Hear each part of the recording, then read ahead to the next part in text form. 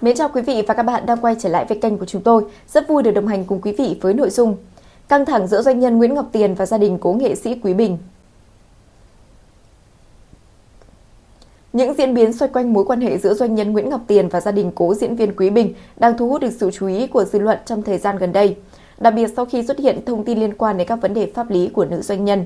Cố diễn viên Quý Bình và doanh nhân Nguyễn Ngọc Tiền đã kết hôn vào năm 2020 trong sự chúc phúc của người thân và công chúng. 2 năm sau, gia đình nhỏ chào đón con trai đầu lòng, đánh dấu giai đoạn hạnh phúc viên mãn. Tuy nhiên, biến cố đã xảy ra khi mà nam diễn viên lâm bệnh nặng và qua đời vào năm 2025 sau thời gian dài chống chọi với ung thư, để lại rất nhiều những tiếc thương trong giới nghệ thuật và khán giả. Sau tang lễ của cố nghệ sĩ, những thông tin liên quan đến mối quan hệ giữa Nguyễn Ngọc Tiền và gia đình nhà chồng đã bắt đầu được chia sẻ công khai. Theo lời của nữ doanh nhân, giữa hai bên đã nảy sinh những bất đồng ở trong cách tổ chức các nghi lễ tưởng niệm cho nghệ sĩ Quý Bình. Trong khi phần lớn các lễ cúng của cố diễn viên được Nguyễn Ngọc Tiền thực hiện tại chùa, nơi đặt hũ tro cốt và bàn thờ riêng, thì gia đình cố nghệ sĩ vẫn duy trì việc thờ cúng tại nhà riêng. Sự khác biệt này dẫn đến việc hai bên cũng ít khi cùng xuất hiện trong các dịp quan trọng. Gần đây nhất, khi mà gia đình cố diễn viên tổ chức lễ giỗ đầu tại nhà riêng cho cố nghệ sĩ Quý Bình, Nguyễn Ngọc Tiền đã không tham dự.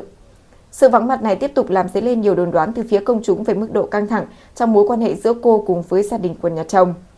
Trong một cuộc trò chuyện trên nền tảng YouTube trước đó, Nguyễn Ngọc Tiền đã có những lý giải nguyên nhân không về nhà chồng để tham gia các nghi lễ. Theo chia sẻ của cô, gia đình bên chồng thì từng đề nghị cô không nên về nhà vì lo ngại là sự xuất hiện của các YouTuber và TikToker gây ồn ào cũng ảnh hưởng đến sức khỏe của mẹ cố diễn viên. Nữ doanh nhân cho biết cô lựa chọn tôn trọng ý kiến này của người lớn ở trong gia đình. Cô nhấn mạnh rằng việc tôn trọng người khác cũng chính là cách để bảo vệ sự tự trọng của bản thân mình. Không chỉ dừng lại ở những bất đồng trong sinh hoạt gia đình mà mâu thuẫn còn trở nên căng thẳng hơn nhiều khi vào tháng 6 năm 2025, Nguyễn Ngọc Tiền cho biết cô đã phải thực hiện xét nghiệm ADN cho con trai chung với cố diễn viên. Theo lời cô, việc này xuất phát từ những nghi ngờ và cả áp lực từ dư luận cũng như sự im lặng kéo dài từ phía gia đình chồng. Nữ doanh nhân bày tỏ sự tổn thương vô cùng sâu sắc khi danh tính và quyền lợi của con trai bị đặt dấu hỏi.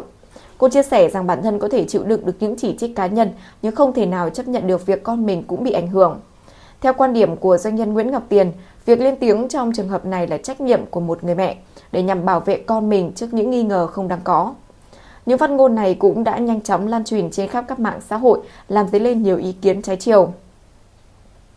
Bên cạnh mâu thuẫn gia đình, Nguyễn Ngọc Tiền còn cho biết cô phải đối mặt với một làn sóng công kích dữ dội từ phía cộng đồng mạng sau khi chồng qua đời.